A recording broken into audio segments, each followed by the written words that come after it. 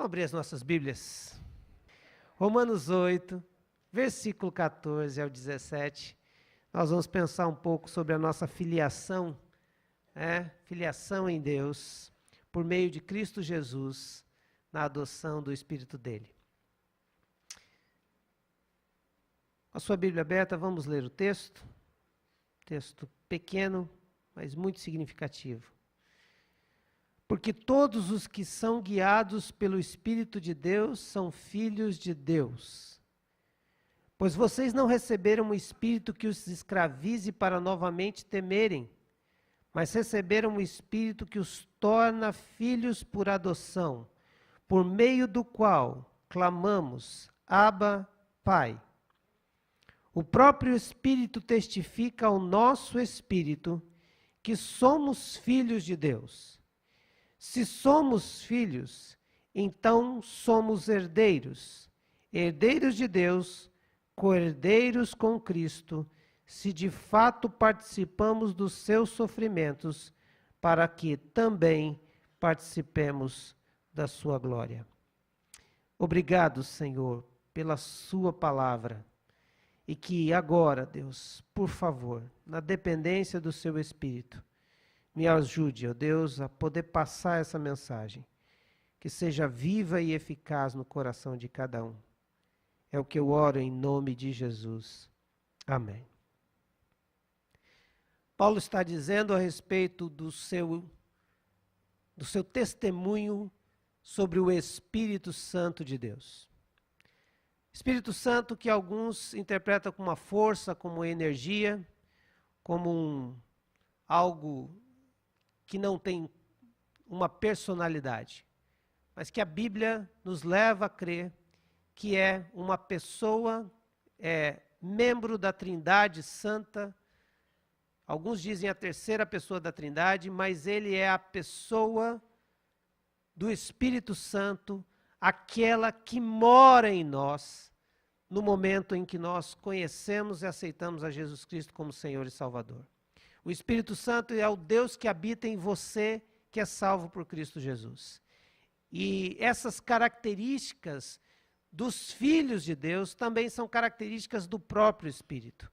O Espírito é quem faz com que nós tenhamos algumas posturas que caracterizam pessoas que são filhos de Deus. E nessa noite eu queria que, ao mesmo tempo que o texto nos desse uma clareza das características dos filhos de Deus, esse texto também nos ajudasse a celebrar a presença do Espírito nas nossas vidas. E que esse texto nos dê a alegria de sermos filhos de Deus, porque o Espírito testifica de todas essas coisas. Por isso ele começa falando que, respondendo talvez, completando uma ideia do versículo anterior, que é o 13, que diz, pois se vocês viverem de acordo com a carne, morrerão. Mas se pelo Espírito fizerem morrer os atos do corpo, viverão. Paulo está dizendo que a carne e o Espírito, essa carne é exatamente as posturas e atitudes da velha natureza, o jeito que eu vivia condicionado e guiado pelo próprio desejo do meu coração, isso chama-se carne. Mas no momento em que há uma conversão verdadeira, no momento em que eu entendo que não posso mais viver sem Deus, eu reconheço que Jesus é o motivo da minha canção, é neste momento o Espírito Santo vem habitar em mim e morre essa velha natureza, morre essa carne nas suas posturas, e aí há um novo nascimento. O Espírito de Deus é Espírito de vida. O Espírito de Deus é o Espírito que regenera, que torna a gerar algo novo, que reproduz o que foi destruído, que dá nova vida, que revivifica, que regenera, que reconstrói, que restaura, que reorganiza. O Espírito Santo de Deus é Deus operando e transformando aquilo que a velha natureza tinha destruído. O Espírito Santo de Deus vem fazendo. Por isso, nós cremos, através da palavra de Deus, que nem todas as pessoas são filhos de Deus. E essa é uma conclusão, muito doída, muito angustiante, mas verdadeira. Nós vivemos num país que quando a gente conversa uns com os outros, a expressão é: ah, mas faz isso para mim, eu também sou filho de Deus. Biblicamente, nem todos são filhos de Deus. Todos nós somos criaturas de Deus, criados à imagem e semelhança de Deus. Mas o que acontece é que o pecado nos separou de Deus. Então, o propósito de Deus, desde a fundação do mundo, foi reconciliar todas as pessoas em Cristo Jesus. O propósito, desde a fundação do mundo, é fazer uma filiação, que pessoas se tornassem filhos de Deus, não mais criaturas de Deus. Esse propósito eterno dele, ele mostra desde o começo, onde ele, através de Adão e Eva, ele refaz o plano de salvação. Onde começa lá com Noé, depois passa Abraão. Abraão vai se tornar esse homem que vai peregrinar para uma terra prometida, esperando e ansiando por algo de Deus. Naquela terra prometida vai se formar um povo. Jacó é ordenado por Deus, escolhido por Deus para ser o Israel, que vai se tornar uma grande nação, que vai se tornar as 12 tribos, para ali, naquele povo, nascer Jesus Cristo, para que todos aqueles que crescem em Jesus Cristo se tornassem filhos de Deus. Mas a Bíblia vai dizer que em João 1, 11, 12 e 13, não foi assim que aconteceu. Veio para o que era seu, mas os seus não o receberam.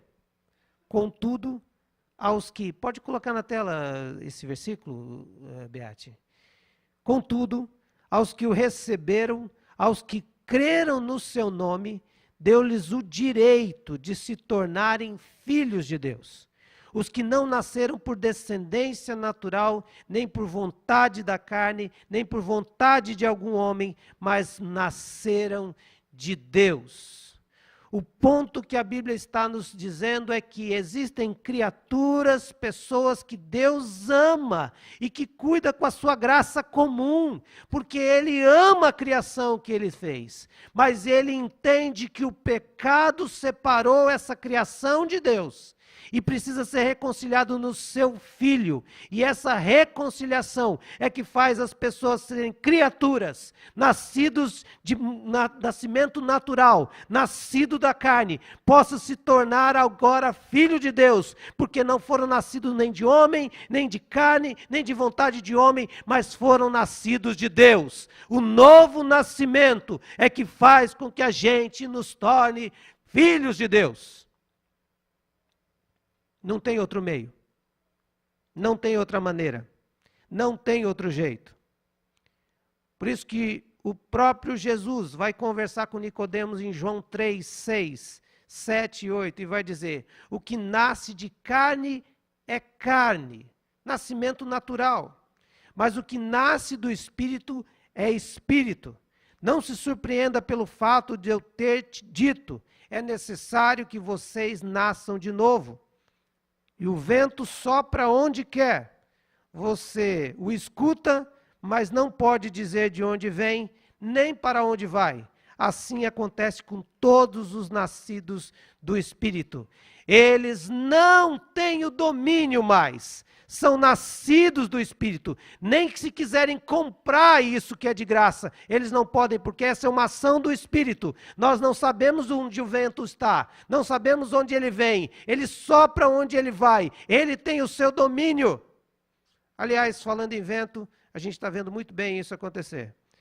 O homem só monitora onde o vento vai, e de repente o vento muda de rota. Nós não somos dominados por nós mesmos, não somos mais dominados por nenhum outro homem, nenhuma outra pessoa. Agora nós somos nascidos do Espírito. Isso quer dizer que nós somos dominados por Ele. Há um novo nascimento, uma nova Gênesis. Nós não somos mais quem éramos antes. Aleluia por isso. Eu não quero voltar a ser como eu era antes. Eu quero ser transformado de glória em glória por esse Espírito que habita em mim, o Espírito de Deus. Porque este Espírito me fez ser da Gênesis de Deus. Foi esse Espírito que me transformou, não só imagem e semelhança, mas agora o próprio Deus habitando em mim, trabalhando no meu coração, mexendo nos meus valores, fazendo de mim um homem honesto, se eu fosse honesto simplesmente por mim, mas fazendo de mim alguém que poderia ser alguém. É só o Espírito Santo, não há mérito nenhum. Se você faz uma coisa boa, é porque o Espírito Santo de Deus tirou aquela natureza pecaminosa e trouxe a natureza dele em você. Se você é fiel à sua esposa, se você é uma pessoa honesta, se você dá a sua oferta para as pessoas, se você tem um coração bondoso, é porque o Espírito Santo foi lá e regenerou você. Porque a minha natureza e a sua natureza é natureza do pecado e da carne. E é por isso que os nascidos do Espírito, aqueles que são regenerados pelo Espírito, são chamados filhos de Deus, porque eles são guiados pelo Espírito. Versículo 14, porque todos os que são guiados pelo Espírito de Deus são filhos de Deus. Essa é um contraponto com o versículo 13, daqueles que vivem de acordo com a carne, morrem, mas aqueles que vivem de acordo com o Espírito, eles fazem morrer os atos do corpo, mas eles vão viver, e essa vida vivida em Cristo Jesus. Eles são guiados não mais pela carne, eles não são guiados mais pelos seus instintos, eles não são guiados mais por essas suas posturas. Aquele pensamento que ele tinha outrora é mudado, porque agora isso não os guia, não os rege, não os domina. O Espírito os conduz. O Espírito Santo os guia. Sabe qual é a ideia que Paulo está tentando trazer aqui? É a ideia daquele que pega pela mão e vai conduzindo pelo caminho.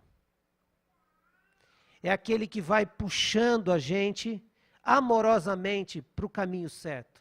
É aquele que vai nos endireitando as nossas veredas e os nossos caminhos. É aquele que vai dizendo, olha, não é muito por aí, cuidado, olha só o que você está fazendo. O Espírito Santo agora que habita em nós, vai nos direcionando. E a coisa mais gostosa, querido, é você perceber a presença do Espírito Santo te guiando em todos os passos. A coisa mais gostosa é saber que agora você não precisa ser regido pelo seu conhecimento, nem pela sua capacidade apenas. Você é regido pelo Deus Todo-Poderoso, que sabe muito bem o final da história, que sabe os caminhos todos, e Ele vai te levando, te conduzindo, te guiando, porque os filhos de Deus são guiados pelo Espírito de Deus. Conversando com os irmãos do discipulado para o batismo, a gente conversando sobre essa maneira de viver, essa nova maneira de viver que representa os filhos de Deus. Eu lembrei das vezes que eu saía de carro com meu pai e ele tinha uma Kombi 77 azul, lindona, e ele dizia, sobe aí. E quando eu subia, eu estava à mercê dele. Ele me levava para onde ele quisesse. Mas ele sempre me levava para o lugar que eu gostaria de ir. E eu me lembro que eu baixava o vidro da Kombi, botava o bracinho para fora, feito dono do mundo, e deixava o meu pai conduzir o carro para onde ele quisesse. E a sensação que eu tinha de liberdade, porque o meu pai estava conduzindo, e a sensação de segurança, porque era o meu pai que estava me conduzindo. Era muito gratificante. O que esse texto está dizendo é que os filhos de Deus são guiados pelo Espírito de Deus e eles estão não mais inseguros, não mais angustiados, não mais preocupados com a rota, não estão mais preocupados do que tem que fazer, porque eles estão sentados na carona com o Pai e o Pai os está conduzindo com uma maneira muito, muito sábia, porque o Espírito de Deus sabe o que deve fazer comigo e com você. É por isso que o cristão não pode ser regido pelos seus quereres e pelas suas vontades. Isso é coisa do velho homem, é da velha carne. A entrega nossa é exatamente porque houve uma mudança, houve um novo nascimento. Você agora foi tomado pelo Espírito de Deus, nasceu de novo, é filho de Deus, guiado e conduzido por Deus, porque você foi adotado por Deus. E a palavra adoção aqui, está no versículo 15. Porque vocês não receberam um espírito que os escravize para novamente temer, mas vocês receberam um espírito que os adota como filhos, por meio do qual clamamos Abba, Pai, e o próprio Espírito testemunha ao nosso espírito que somos filhos de Deus. A verdade desse versículo, meu querido e minha querida, é que quando nós olhamos para a palavra de Deus, ela vai dizer, há uma adoção que foi feita na eternidade, e nessa adoção estava o seu nome. A palavra de Deus vai dizer que o único Filho de Deus, legítimo, gerado por Deus, chama-se Jesus Cristo. Ele é o herdeiro de todas as coisas, o começo, o meio e o fim. Por ele todas as coisas foram criadas e sem ele nada do que foi feito se fez. Ele é o Senhor da história. Ele é o Filho primogênito. Ele merece toda a glória, toda a honra, todo o louvor. Ele é o motivo da nossa canção. Mas Deus, na sua soberania e no seu grande amor, resolveu nos adotar. E essa adoção aqui, que Paulo está usando, ele lembra do conceito romano. E o conceito romano de adoção é muito interessante. O conceito de adoção romana é, inclusive, o que usamos hoje no Brasil. Ele dá uma ideia, primeiro, de que a pessoa adotada perdia todos os direitos da sua antiga família. E ganhava todos os direitos de um filho totalmente legítimo da nova família. O filho adotivo tornava-se herdeiro de todos os bens do novo pai, ainda que nascessem depois outros filhos, com verdadeira relação sanguínea. Isso não afetava os seus direitos. Legalmente, a antiga vida do adotado ficava completamente cancelada. Por exemplo, todas as dívidas eram legalmente canceladas no ato da adoção. E a pessoa adotada era considerada uma nova pessoa que entrava para uma nova vida. E pela lei, a pessoa adotada era literal e absolutamente filha de seu novo pai. Foi isso que Deus fez comigo e com você. Ele nos adotou. Ele disse, olha, a partir de agora, as mesmas bênçãos que eu estou preparando aqui, que o meu filho desfruta, as mesmas bênçãos que nós desfrutamos aqui, na celestialidade, você vai desfrutar.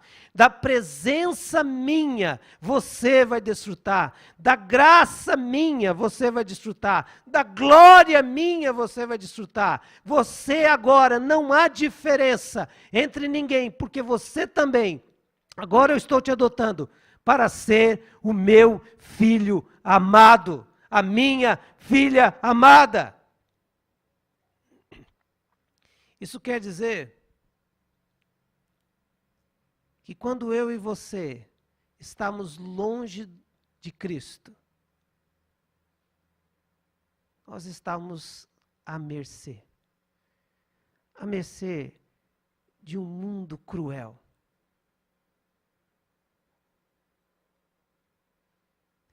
À mercê da maldade humana, à mercê da sua própria maldade, da sua própria violência, à mercê dos seus próprios quereres. Mas Deus na eternidade escolheu para adotar você. E Ele te ama com o mesmo amor que ama o seu filho. A Trindade se relaciona em amor e ela se relaciona com a humanidade redimida e restaurada, que é a Igreja de Cristo, com o mesmo amor. Não há diferença de filhos. Deus te ama como eles se amam na Trindade. A palavra aqui mostra que não mais nós devemos ter o espírito de escravidão, a postura de escravidão, pois vocês não receberam o espírito que os escravize para novamente temer, mas receberam o espírito que os adota como filhos. E aqui eu queria dizer uma coisa muito sincera para você, meu querido. Uma das evidências de que você é filho de Deus e que o Espírito Santo está agindo em você é a liberdade e a alegria que você desfruta da filiação que você tem.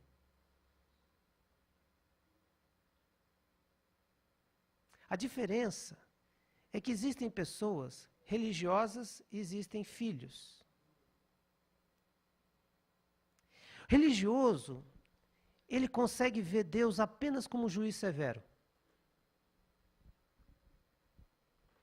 Alguém que está esperando para você cometer um erro para dizer, você errou, e a partir de agora você vai ter que pagar pelos seus erros. O religioso que vive na escravidão da religião, ele fica contando os seus erros e os seus acertos para tomara que um dia os acertos sejam maiores que os erros, e assim na conta do juiz severo eu seja restaurado, redimido ou aceito no céu. O religioso, aquele que ainda não entendeu que precisa nascer de novo, ele começa a olhar para as coisas com um ar até de hipocrisia, ou sentindo-se hipócrita diante das pessoas. Porque ele não consegue desfrutar de um relacionamento autêntico e verdadeiro, ele acha que ele está enganando as pessoas, está se passando de alguém religioso, de alguém bom, de alguém que não tem dificuldade, não tem falha, feito aquele homem de Lucas 18, onde ele vai dizer de um publicano e de um fariseu. Gente religiosa está sempre sendo acusado pelo diabo, pela sua consciência, de que Deus não gosta dele, de que Deus não está bem com ele, que a ficha está suja, que ele não é ficha limpa, que as coisas não estão bem. E aí, esse relacionamento não é de filho, é de escravo. Porque o escravo está sempre com medo de apanhar do seu senhor. O escravo está sempre com medo de fazer alguma coisa e tomar uma surra do senhor. Mas nós não recebemos esse espírito de escravidão. Nós recebemos o espírito que é o espírito de filiação, de adoção. Espírito daquele que celebra a presença e intimidade do Pai que ama. Muitos aqui são pais. E vocês sabem como dói no pai ver o filho errando.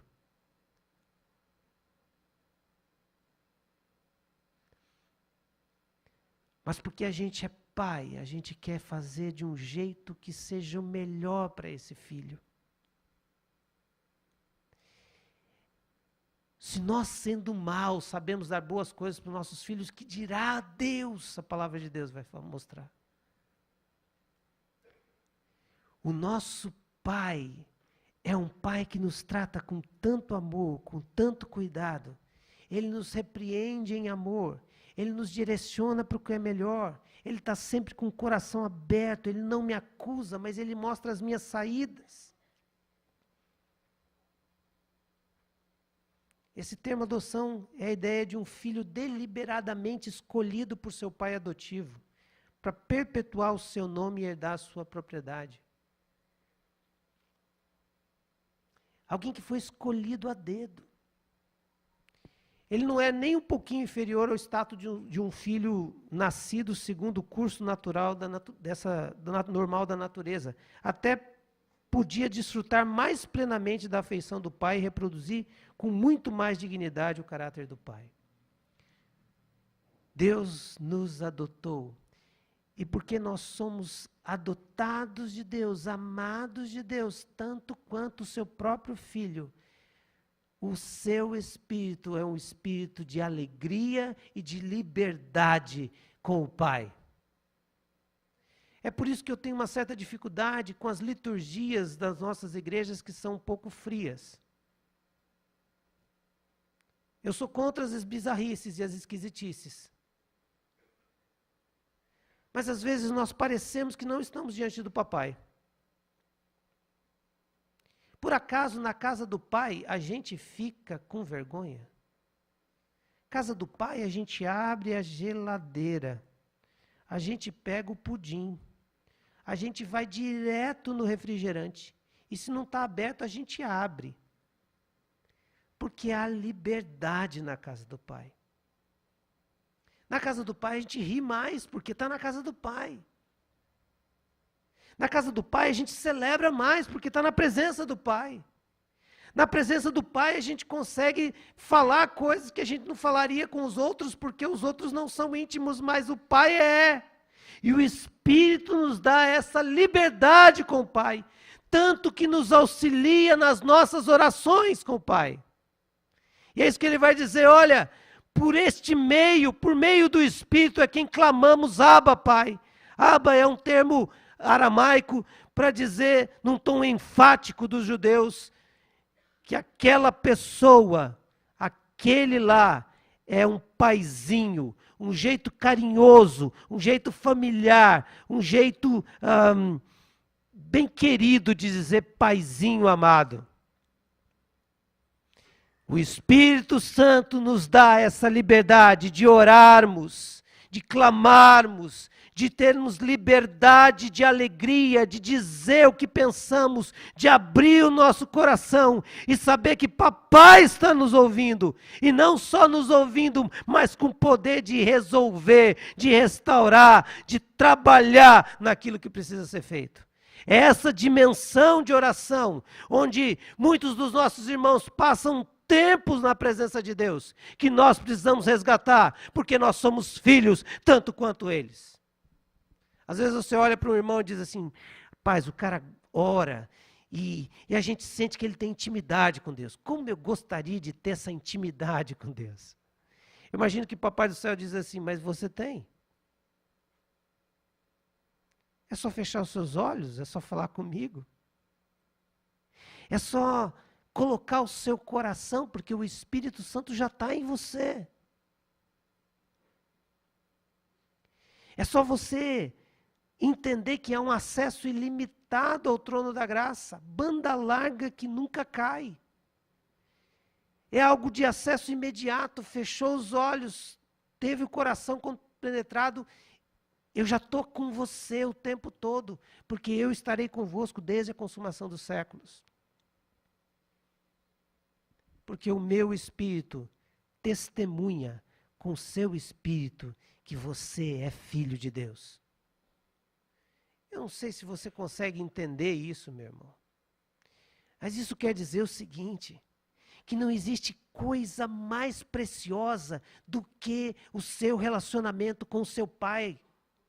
Não existe coisa que deve tomar sua mente mais do que a presença e a certeza da presença dele no seu dia a dia. Quer dizer que quando você estiver diante de um problema, saiba que esse problema existe e é verdade, mas o seu pai está ali para te ouvir. Entra no seu quarto, em particular, em secreto, e fala com teu pai, que em secreto te ouve. Essa dimensão de um relacionamento e não de uma religiosidade, essa dimensão de alguém que fala com o pai e não fala com um juiz severo. Você não está diante de um tribunal, você está diante do papai.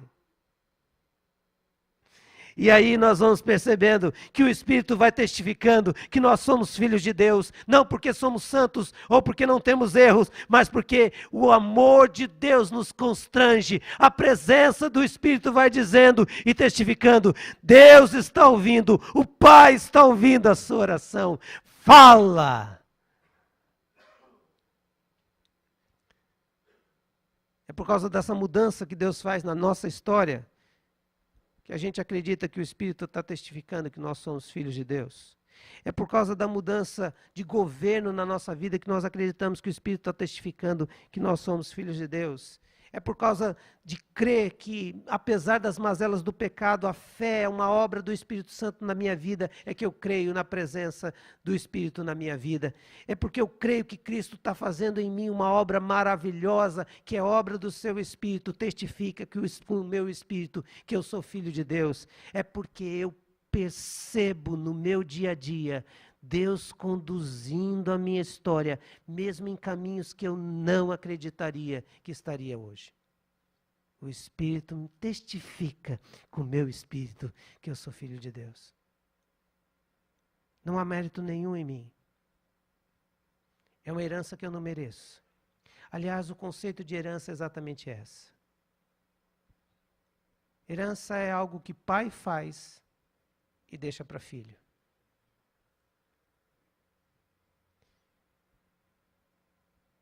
E se somos filhos, versículo 17, então somos herdeiros. Herdeiros de Deus e co-herdeiros com Cristo, se de fato participamos dos seus sofrimentos, para que também participemos da sua glória. Eu não sou um escravo que trabalha pelo pão. Eu sou um filho que herdo todas as bênçãos nas regiões celestiais de Cristo Jesus. Agora, qual que é a nossa herança? Qual que é a nossa herança? Nossa herança é aquilo que Deus está preparando para nós. E um dia na eternidade, Deus vai reunir toda a humanidade, povos, línguas, nações, e aquele grande cenário, inimaginável para nós. Ele vai chamar os seus filhos e vai dizer: aqui está a herança. E sabe qual que é a herança? A herança é Ele mesmo. Porque eu não quero mais nada nessa vida. Há uma música que eu acho muito bonita dos Arautos do Rei, que ele diz assim: para que mar de cristal sem Jesus? Para que flor que não murcha sem Jesus? Para que viver para sempre se não tiver a companhia de Jesus? Então a herança nossa, queridos, não é um setor 18, ala norte, de um lugarzinho no céu. A nossa herança é viver eternamente ao lado daquele a quem a gente amou em vida, esperou em vida, desejou em vida e que vai ser totalmente nosso na eternidade. O que você quer mais do que Jesus? Aliás, existe alguma coisa que supre mais do que Jesus? Tem algo mais interessante que Jesus? Porque na presença dele há paz, alegria, mansidão, temperança, uma alegria indizível. A presença de Jesus, os filhos de Deus, desfrutando a sua herança eterna.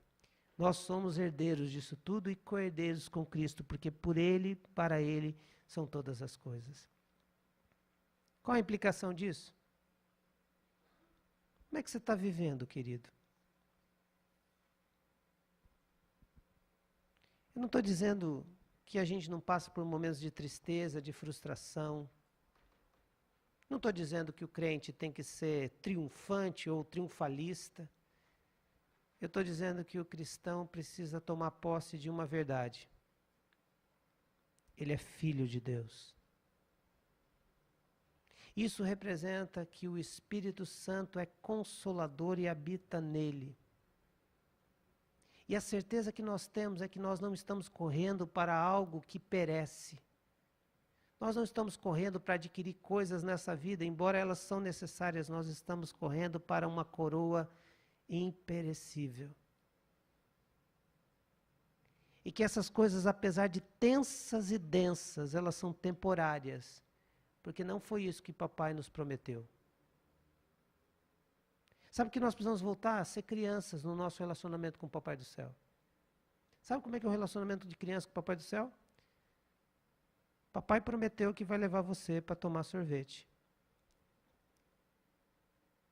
E nunca vai ter dúvida aqui, nessa criança, que papai vai levar a gente para tomar sorvete. Está demorando, papai. Não é o momento ainda, filho. Esse crê totalmente no Papai do Céu. Quero que você feche seus olhos e eu quero orar com você.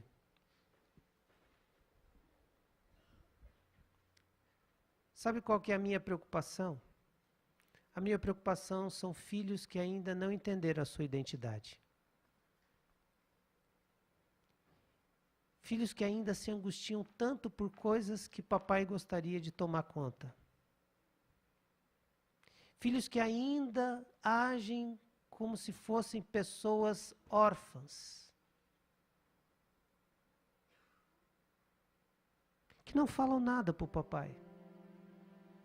Que aprenderam a ser tão solitárias e sozinhas que não entendem que tem um pai. Que ele pode clamar, Abba, Pai. São filhos de Deus. Mas ainda vivem como órfãos. Nessa noite eu gostaria que o Espírito Santo mudasse essa característica no seu coração. Não há mais orfandade. Você não é mais solitário. Deus te adotou. Você foi adotado. Você não é o garoto ou a garota abandonada na vida, tendo que se virar, tendo que fazer as coisas na sua força. Você foi escolhido a dedo por Deus. E na sua eternidade Ele disse: Tu és meu. Nessa noite eu peço que o Espírito Santo de Deus tenha liberdade para soprar no seu ouvido e testificar que você é filho, filha, amada, amado de Deus. Que nessa noite qualquer ar de religiosidade na sua vida seja quebrado e que nasça um relacionamento verdadeiro com o teu Pai, com o teu Deus. Que haja intimidade, proximidade, alegria, prazer nesse relacionamento. Que nessa noite haja uma mudança nas suas características e que você seja um filho mais presente, mais próximo, mais amoroso, mais alegre, porque o Espírito Santo de Deus vai te conduzir até a presença do Pai. E quando você estiver na presença do Pai, sentindo-se amado por Ele, glorifica o seu nome, fala com Ele, declara o seu amor. Que haja uma mudança de perspectiva, que haja uma convicção espiritual, para que o diabo e nem a sua consciência, que ainda não está totalmente tomada e guiada pelo Espírito Santo, possa ser quebrado o poder dessa consciência errada, e agora você possa saber que Deus te adotou, que você é filho amado, e que agora você pertence à família de Deus. Mas eu quero orar com você também, nessa noite, que está nos ouvindo.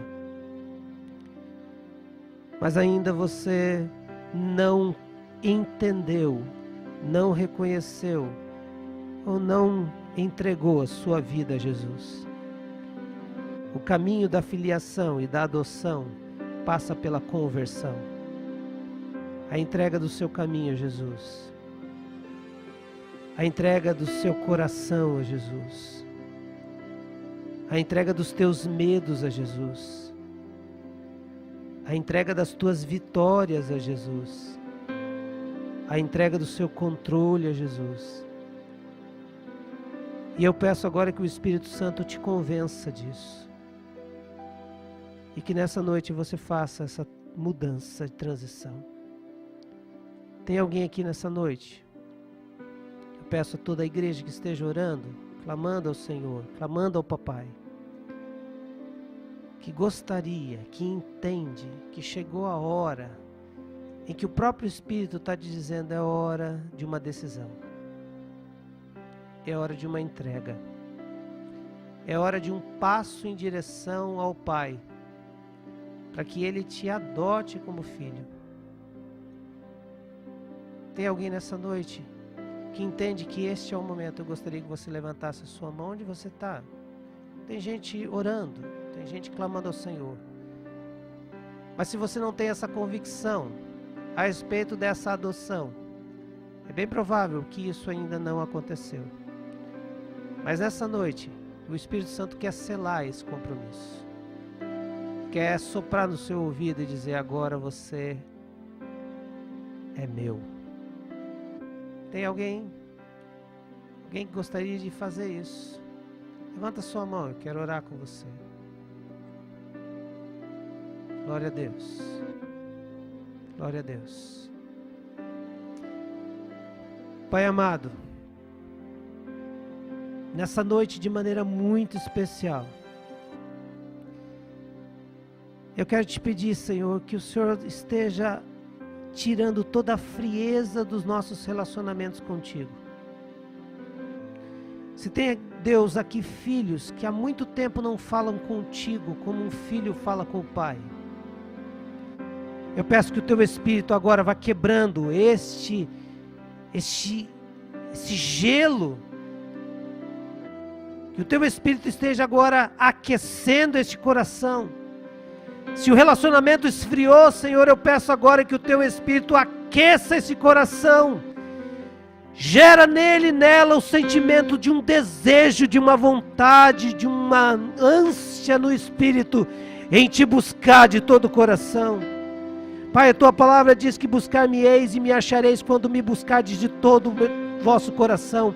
Senhor Espírito Santo, dá fome e sede, porque o pão nós temos, tu és o pão, Senhor, mas dá fome ao teu povo para buscar o Senhor, para ser como esse filho que clama: Abba, Pai. Senhor, eu oro para que aqueles que estão vivendo, Deus, uma religiosidade, seja restaurada a filiação deles e o sentimento de que o Senhor nunca os abandonou, que o Senhor não é um juiz severo, mas que o Senhor é um pai amoroso, um pai que educa, um pai que tem sim a verdade como regra, mas que faz isso de maneira tão abençoadora, porque é o que é o melhor de nós e o melhor para nós.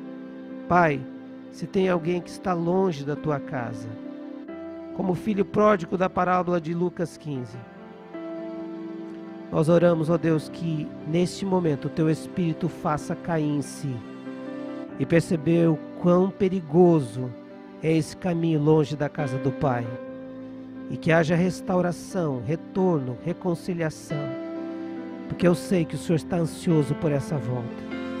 O Espírito Santo vai nos convencendo que não há céu longe do Senhor, que não há bênção longe da tua presença, que não há paz no coração sem a tua obediência, que não há certeza de felicidade e de sucesso longe da tua santa presença. E que nessa noite marque um novo tempo na vida da tua igreja, uma igreja de filhos de Deus, que tem sede e fome de falar com o papai, e que sabe que são filhos, porque o próprio Espírito de Deus testifica com o seu Espírito que eles são filhos amados do Senhor. É isso que oramos nessa noite. Que o Senhor nos abençoe e nos guarde. Que o Senhor faça resplandecer o seu rosto sobre nós. Que o Senhor tenha misericórdia de nós. E sobre nós levante o seu rosto e nos dê a paz hoje e sempre. Amém, amém e amém. Deus abençoe, queridos.